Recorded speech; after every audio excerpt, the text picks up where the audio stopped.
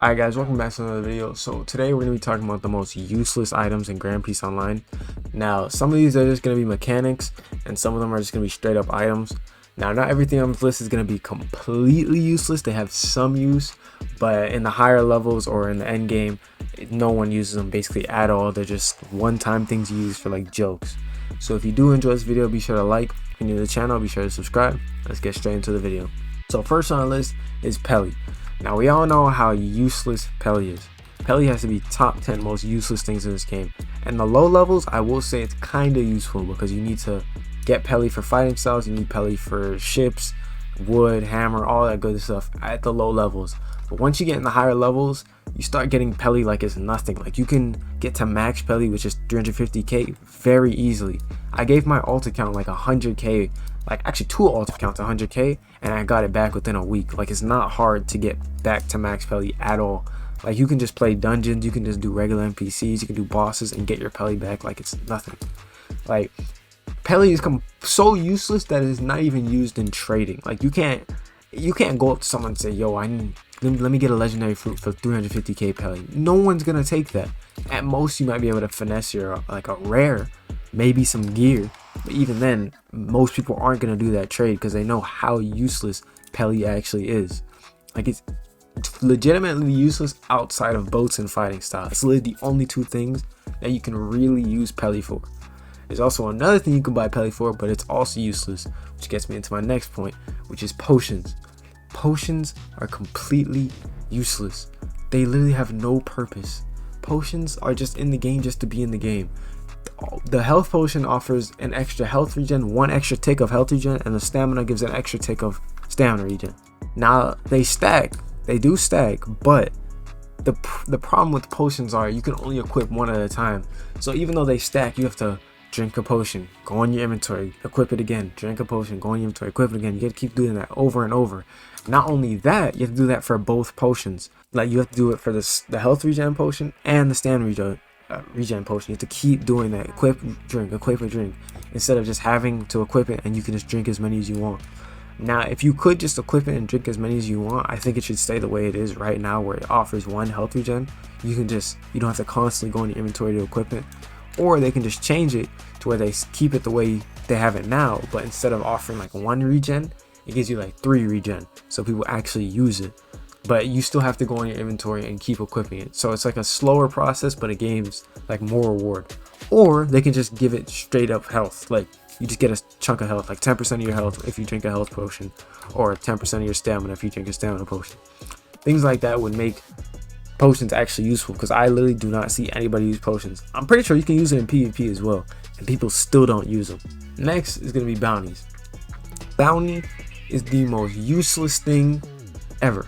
Now people are going to say, well, you can use the higher bounty you have, you can summon CBs faster and Krakens faster. Okay, well how do you get bounty? You have to fight players or you have to ship farm. Fighting players, most people aren't going to do that in the regular game mode. You can't get bounty from arena. In regular game mode, you have to try to, like in the second seat, people just camp Alabasta to try to increase their bounty. So if people are in pirate servers, the only way to increase their bounty is ship farming. And ship farming, how do you spawn ships faster? With a higher bounty. So the rich get richer. You literally have to have a high bounty in order to increase your bounty already. If you have a low bounty like 1,000 and you say you don't want to PvP people and you're gonna ship farm, that's gonna take you forever just to even move up like 100 bounty. Because ship farming, even though the higher bounty you have, the more ships spawn, the ships themselves give basically no bounty. I think the gunners give like 1 bounty each, and the captain itself gives like 10. So what can you do with that? How are you expect to like increase your bounty when the ships do not spawn at low bounty? They literally don't spawn. It takes like 15 minutes just for one ship to spawn. But if you have like 50k bounty, which by that time CB spawn quickly, Kraken spawn quickly, that's when the ships spawn quickly, which makes no sense because no one's going to ship farm at that bounty. They're just going to farm the CBs and Krakens by themselves, and they're just going to get the gear and they'll be done with it. So I think either they just need to increase the frequency of ships and like give a reason for the marine ships or the pirate ships to come towards you other than bounties. Maybe they take Peli from you. If Peli was actually useful, that would be an actual threat to you. They can maybe take some of your gear, take a weapon, something. They take something other than just hey, I'm gonna go after your ship, break it, and then once I break it, I despawn. Like, have the ships be threatening, so that instead of having a high bounty for them to come, they come for other reasons, and when they come, you can increase your bounty.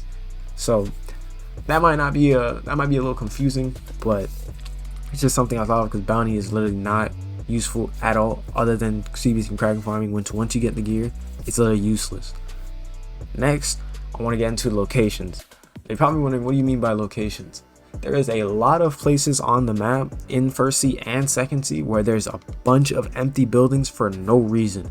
In Alabasta, it's actually terrible. Like, there's a bunch of buildings that you would think things are going on, like things would happen there, but it's just empty rooms, empty open buildings, empty spaces that have no purpose, no use. There's just nothing there. And I don't understand why that's the case, because there's so much things you can do. Even in the First Sea, in the town of beginnings, there's literally like, I think like 4 houses with nothing in them. They're just open for no reason. You can go in there, walk in there, and do everything you want, and there's nothing in there for you. It's just literally just for presentation. Is it good presentation? Yeah. Does it make the world seem like people actually live there? Sure. But have a purpose in these buildings. Have like citizens sleeping in them. Have them give you quests here. Have them do something, because it's just taking up map space for literally no reason. Yeah, back to the potion thing. In Alabasta, I was checking the empty buildings. There's literally no potions in the empty buildings. There's no potions in the Second Sea. Literally none. That's how useless they are. That is literally how useless potions are.